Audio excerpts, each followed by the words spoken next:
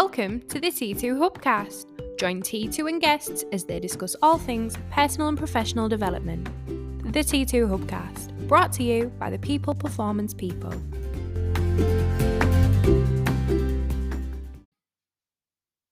So welcome to the T2 Hubcast with me, Martin Johnson. And me, Spencer Locker. How are you doing, Spence?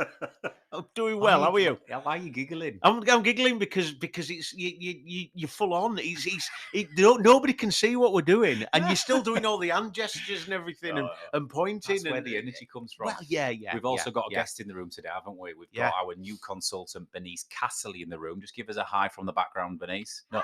Hi. So Bernice is just observing this podcast because she's going to be on one in approximately 31 minutes. So no pressure, Bernice, but I'm looking forward to getting you on next. Now, Spencer, as always, we've got 30 minutes. Yeah. Today's topic is an interesting one. Mm-hmm. It ties in with everything we do at T2, but it's the topic of optimal versus peak performance. Right. They are two different things. Yes. What do they mean? Yeah. Is peak performance better than optimal performance? What should we be aiming for, depending on what environment we're in? All of that wonderful stuff. Yeah. First thoughts. My first thoughts. Yes. Really interesting in the sense that we are no strangers to listening to other people's podcasts, are we?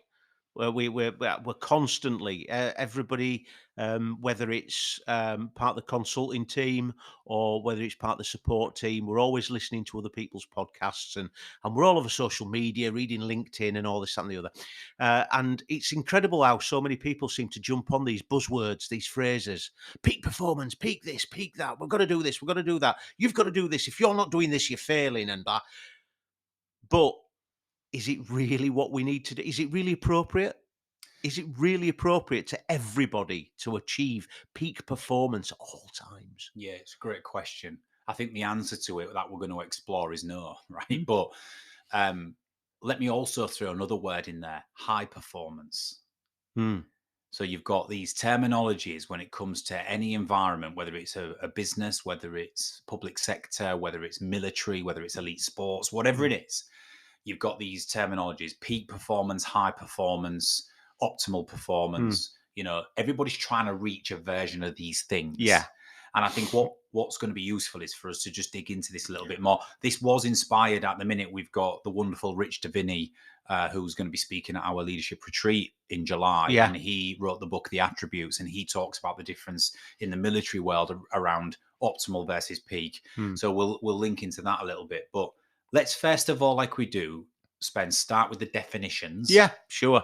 So we can all understand, the listeners can understand what it is we're talking about, and then we'll jump into it. So when you look up the definitions for the words, so let's forget performance for a second. Let's just look at the words optimal and peak. Yeah. Right. So I'm a big one for this. We use language interchangeably and usually in the wrong context. Very much so, yeah. Certainly in the business world with all the jargon. Yeah. So I always like to define the word we're using first to make sure that it's in the correct context. So peak, let's look at the word peak to start with. Peak means this: to reach the highest point or be at the highest level. Highest. Peak. Yeah. There is no higher. Yeah. You know, Yeah. high performance, you could say, is a varied segment on the spectrum. You'll get to a point where something's high, moderate, or low, and that'll be a chunk of the spectrum, whereas peak is the very top. There's no other way of defining that. So peak is to reach the highest point or be at the highest level. Yeah. Whereas optimal, the word optimal means the most favorable or desirable solution. Different context there. The most favorable or desirable solution to a problem might not be peak or high. It just might be in that moment, based on what I had at my disposal, based on the time I had and the resources I had, that was the best way of performing. Yeah. And I think from my perspective, looking at it, I mean, don't get me wrong, there's different contexts and things like that. However, when you have peak performance, when you are achieving the highest, where do you go from there? Down the other side. Down the other side. So peak performance for me isn't sustainable. Yeah, I mean, don't get me wrong. If the context requires peak performance, as in to hit a certain point at a certain time, great. However, when we start talking about sustainability, when we start talking about people, you can't be turning around and saying to people you need peak performance all day, every day, because it ain't going to happen. Well, you just hit on something there that I'm going to jump into the first salient point of all of this, because I think you've nailed it, really. Both are absolutely relevant for achieving the desired results you want to achieve.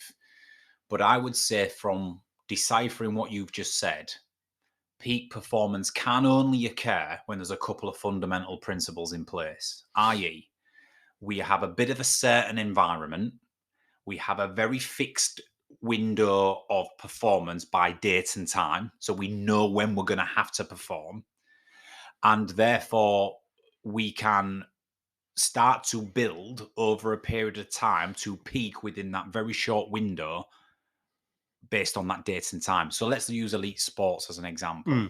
If you are training for the Olympics and you know that you are going to race the 10,000 meters in the Olympics on that date and time, you can track back 6 months, 12 months before, and you can put a whole program of certain work together to reach peak performance at that window on that date. Yeah. Does that make sense? Yeah, it makes a lot of sense, yeah. Whereas, so peak performance, or having this ideology of I'm going to reach peak performance in an environment like that, is entirely probable and possible, and probably going to drive the best results, right? Whereas let's look at the emergency services, a surgeon, a firefighter, right, a policeman, whatever it might be. Is it possible for them to reach peak performance? Is their environment certain? Do they have one window of performance opportunity? No. Mate, they have 14, 15 windows every day. And it fluctuates up and downs, and it's reactive and, responsive. And therefore, I think the word peak performance in their environment is probably untenable. Right. Yeah, I agree. I agree totally. So, I mean, so just defining that, Spence, peak performance needs a certain environment with a date-specific window, which means you can create a routine to arrive at peak performance on that said date. Certainly. Whereas what we're saying is optimal performance is it very much exists in uncertain environments with evolving windows of opportunity and performance. So you're doing the best you can possibly do with the resources available at any given time. So when we're starting to look at something that's not quite as structured and as predictable, I suppose, then you're looking at achieving optimal performance rather than peak performance. So when we break that down, then how many environments that we work with, bearing in mind we work with public sector, private sector, sports, military, education, etc. How many of them environments truly are going to be governed in a way where they are certain and routine driven and pretty unerratic that they can achieve peak performance? How many? It's got to be minimal. Yes. Yeah, I would say minimal. Probably elite sports. Maybe you could apply it to a sales team within a corporation, because what I mean by that is they have quarterly targets, 6 monthly targets, yearly targets. They've got a number to hit, so they can work back from that over a year and put in the routine activity required to build a pipeline to achieve those results by the end of the year. Okay, I get that.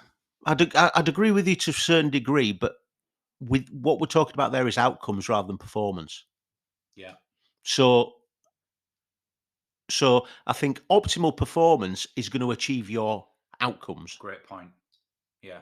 Rather than peak performance, because you don't keep your best salesperson in a glass case and go, right, we're in the last week of the quarter, let's break the glass. Let's get the super duper salesperson out.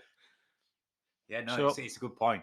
What we're saying here, I think, Spence, is if you're listening to this, is almost all environments that we engage with, the vast majority of them are going to have to get used to looking at more optimal performance than they are peak. Yeah. Or even high performance. Well, I think, again, with the high performance, I think that high performance is a challenge against mediocrity, isn't it? Because now we're starting to look at Are we looking at inputs or outputs? Are we looking at performance or outcomes? So I think that with whether it's optimal or peak, we still have to have high performing teams. But for them to perform high, they need to understand whether they're looking at peak performance or optimal performance. Yeah.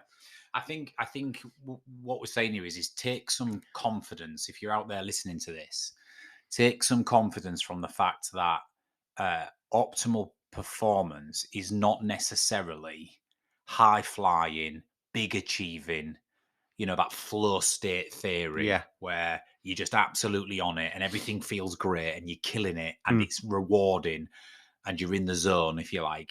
Optimal performance doesn't always feel like that. No. You might have had a really hard day at work and 5 things have been thrown at you and you've been stressed to the hills and you've had to pivot and turn and respond and make decisions and get through the day.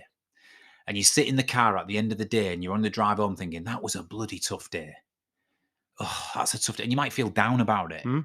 But you've probably shown incredible forms of optimal performance, i.e., I dealt with what was in front of me with what I had to the best of my ability. And that is absolutely all you can do. Yeah. And we speak to nurses and firefighters and staff in the police force and all of it who often have days like this. And it might not feel like high performance to them and it might not feel like things are going right. But optimal performance is you dealt with that situation in the most favorable way you could with what you had and you made some decisions and you took some action. That's optimal performance. Yeah. And I think with you actually referring to flow state theory there as well. So when we start considering flow state theory, we're talking about high challenge, high support, aren't we? Well, so we can have a situation where we've got high support, but at a moderate level of challenge. So we're not going to be in a flow state. We're going to be in a sort of capable state. Yeah. Whereas if we've got high challenge but low support, so let's say for the sake of argument, we're in one of the emergency services and we have to deal with a situation here and now. We know that support might be on its way. It might be extra people. It might be different bits of equipment. We might have the luxury of time, but it's not here and now, and we've got to deal with it here and now. So now we're going to be in a state of arousal. Yeah. So again, when we start talking, and when we do talk about flow state theory all the time, Csikszentmihalyi's, it's an incredible simplification of what high performing teams can look like. But we're not always going to be in a state of flow. Which, when we're in our peak, when we're in our peak performance, that's what we're aiming for. But that optimal performance can fluctuate between flow and arousal and a number of other states. Anxiety, complacency, yeah, absolutely, for sure. I think it's it's a really interesting concept, and it's about reframing the way you respond to situations, and not being hard on yourself when you don't think you've absolutely knocked it out the park all the time. Yeah. There's often, when we do one-to-ones coaching sessions with people, there's a real skewed perception of how they should be and what they should be performing like and what the expectations are because I'm a chief operating officer or a CEO or a director. I've got to get it right all the time. I've got to be all things to all people. I've got to be a high flyer. Well, the answer is no, you haven't. You've got a skewed perception of the reality because 9 times out of 10, you're just going to be responding to situations, reacting to situations, and optimally trying to navigate your way through these things rather than just going, I'm there all the time. Sure. And again, that links very much to that vulnerability, leading with vulnerability. And you can't be all things to all people. But if you can demonstrate vulnerability, then you're going to be promoting psychological safety within your team. And you've got people who are going to have more. I mean, don't get me wrong. We're looking at performing. We're looking at achieving. We're looking at doing things, but we can't do it all the time. Yeah. So actually turning around and bringing people on board and saying, you've got experience here. What would you do in this situation? Well, look at the pandemic.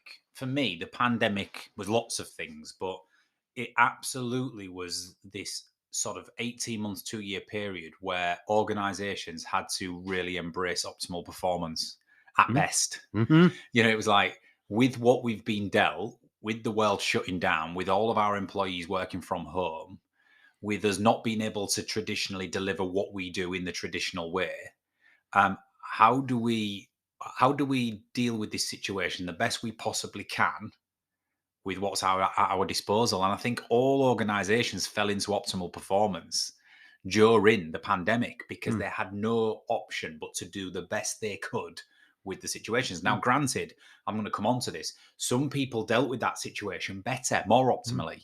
Some people didn't, right? And I think the ones who embraced what we're saying, i.e., right, what do I have? What's my resources? What do I control? What time do I have? And how do we best maneuver and respond to this situation really came out of it well. And for me, that's optimal performance, even if it didn't feel like high performance to a lot of people. Yeah. Or that revenue was dropping off or whatever it might be. Yeah. It was optimal. And you've also got to bear in mind that, and it just going to show how short our memories can be. We had Brexit at the same time. And there was all the doomsayers. Oh, this is good. Yeah, there was all the people who had the potential to sort of sit there with their arms folded and the bottom lip out, going, "I don't like this. It's going to ruin it." Well, no, actually, we had to deal with it. What is available to us? We had a global pandemic on at the same time. Yeah. So there's all these sort of things we've got to move. We've got to be able to look at. We call it challenge state, don't we? Yeah. Challenge state mindset. What is it? What is our controllables? What can we control, rather than focusing on what we can't control and all the things that can come out of left field. Yeah.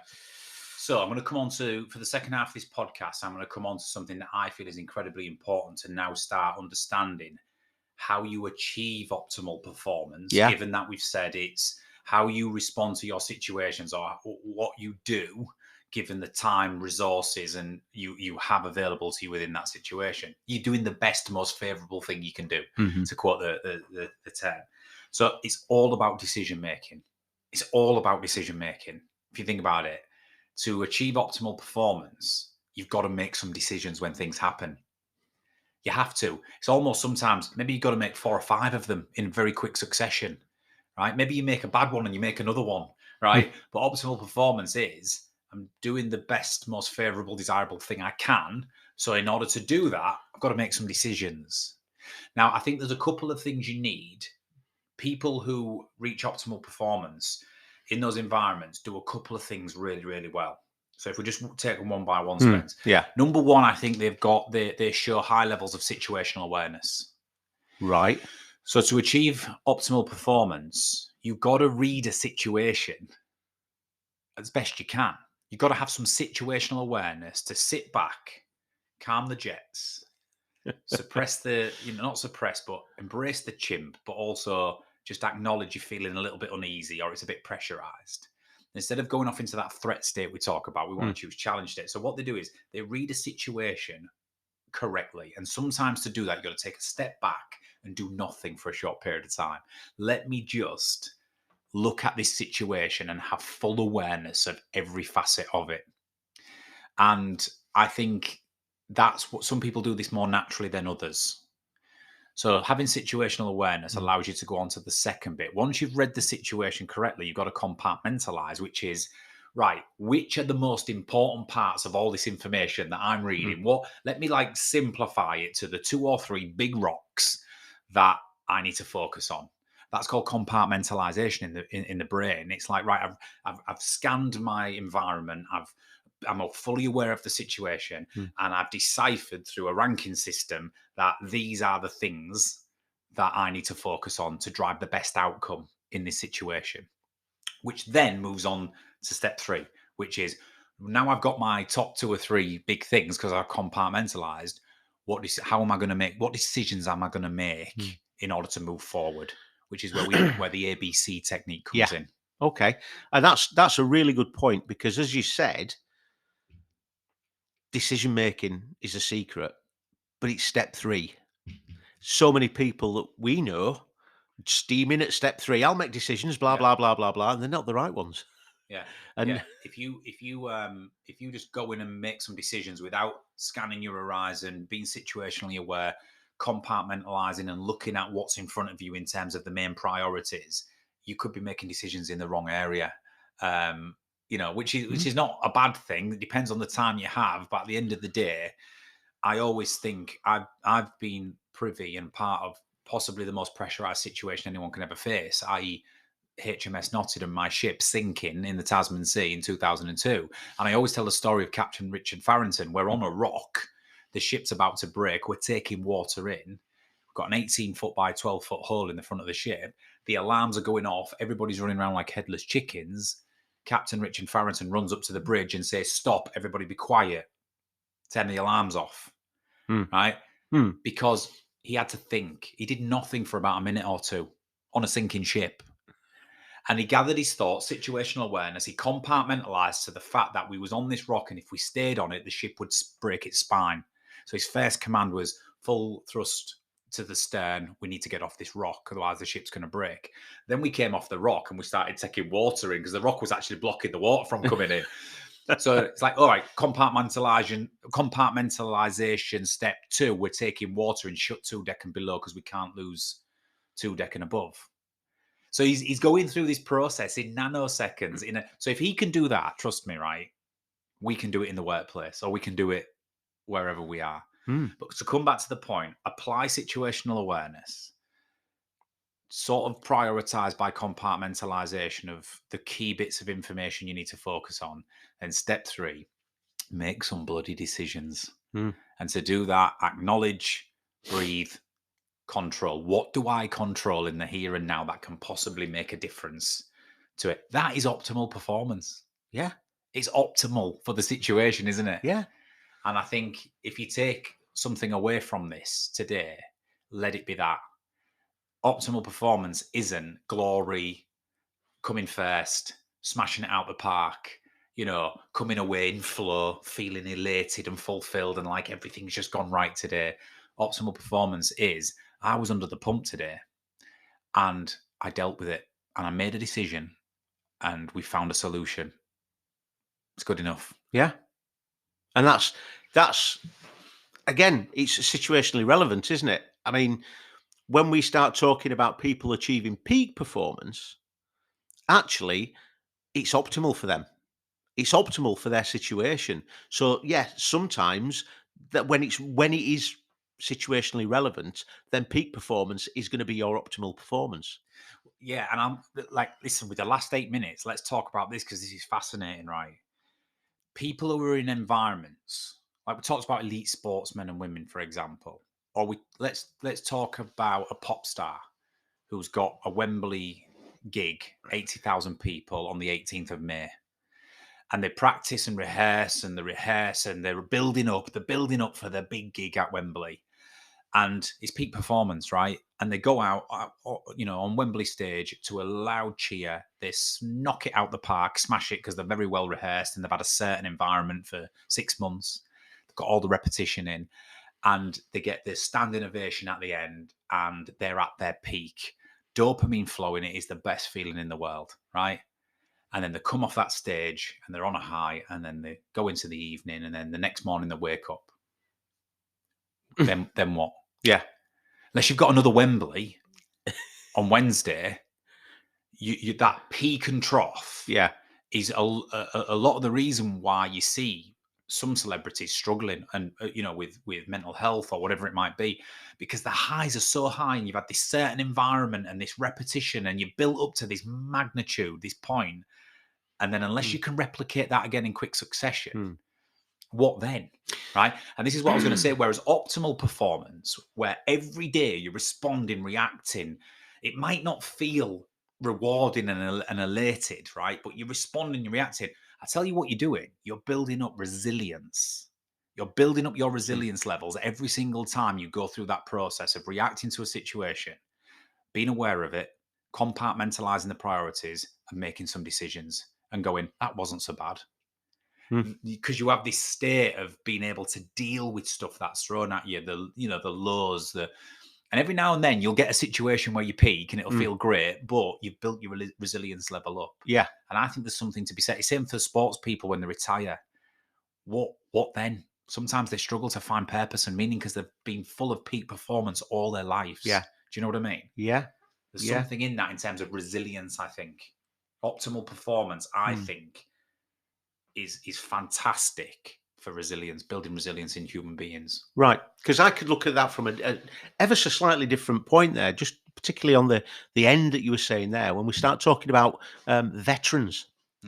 Not necessarily the peak performance for veterans being the last thing you do when you're in service, but when the capacity to peak perform in your recognized, well, not comfort zone, but in that zone where you are familiar, is now taken away from you. So now what do? So you're dropping off the other side. So when we start talking about that optimal performance, we could see that optimal performance is, as he said, building resilience, and it's sort of managing your capacity. And it might be managing that capacity with a view to achieving peak performance at some stage. So, like you said there, when we first started, you were talking about the Olympics. So you're talking about a 6 to 12 month running, which I'm guessing probably is about probably a 4-year running. Well, but yeah, okay. You start ramping up. Ramping up. So what you're doing is you're putting a training program together, so you don't peak too early. Yeah, so you're planning your nutrition, you're planning your training program, you're planning the resources that are going to be available to you over a period of time until you hit that peak. Well, if you can do that on the running, you can do it for the run out. So now it's like when you look at footballers, because they're doing it weekly. It's not a 4-year running. It's potentially a weekly or twice weekly. So they've got to peak perform when they play on a Saturday. But the thing is, on Sunday, they're back in training, aren't they? Yeah, absolutely. And I think different sports are different. The Olympics is an example, or the superstar at the concert where they peak for a certain date, or a boxer who's going for a fight on a certain date, right? Football, I think, and rugby and stuff are slightly different. For me, they fall into optimal because every single week, you're trying to perform on a Saturday, but you're trying to perform with injuries. With lack of form, right? Yeah, with all sorts of different stuff, squad changes, manager changes, all sorts of stuff. So they're having to make decisions and pivot constantly, which might not be peak, but there's many football games where the manager will get interviewed afterwards and go, "We did what we needed to do to get the result today." Yeah, that was optimal. Right. Good point. I think it's interesting. Yeah, but with 3 minutes to go, Spence, I think what I want people to take away from this, because the vast majority of people who are listening to this are probably not going to be in elite sports. I mean, you never know, right? But, we know some will be listening to this in that, but the vast majority are going to be leaders, people in teams, just people who tune into the podcast who want to develop themselves in life. And I think what we're trying to say here is the notion of peak performance specifically, but high performance is an interesting one. What we're saying here is more often than not, you're going to be faced with trying to achieve an optimal performance. And that will mean that you are trying to respond to situations in the most favorable or desirable way with what you have at your disposal in that moment, with the time you have available to you. And that's good. And you might come away from a situation and think, didn't do too well there. You might be hard on yourself. You might think it's been a slog. But if you've achieved optimal performance, i.e. you've responded, made some decisions and took action, which has led to some kind of solution, that's fine. But it's more than fine. It's absolutely what we need to be doing. And I think that's what we want people to think about, isn't it? Certainly. Don't be governed by everything you see on social media around peak performance, high performance. It's about mastering optimal performance, really. Yeah, good point. Love that, Spence. Yes. 28 minutes, 30 seconds. Any final comments before we depart? I much prefer these mics. Do you? Yeah, I do. I can see you. I'm making eye contact rather than looking round, and I can. I know we always have a conversation, don't we? Yeah. But it's nice to be able to make eye contact. It's amazing without looking round the microphone. Big up to Tom, who's ordered us some new microphones. They're amazing, the little desktop ones, so we can actually just speak into them and look at each other rather than the ones we had before, where we had 5 million stands and bits of kit in front of us. But yeah, I agree, Spence. The mics are good. Hopefully, they sound good as well. Yeah. Okay, we'll leave that there, Spence. Thank you very much. Thank you very much. And we'll be back shortly with another T2 Hubcast. Are you a fan of our podcast? If so, make sure you're following us on all of our social media channels. You can find us on TikTok, Instagram, YouTube, Facebook, LinkedIn, and Twitter by searching Trans2 Performance. By following us, you'll have access to exclusive content, special announcements, and more. Join the T2 community today.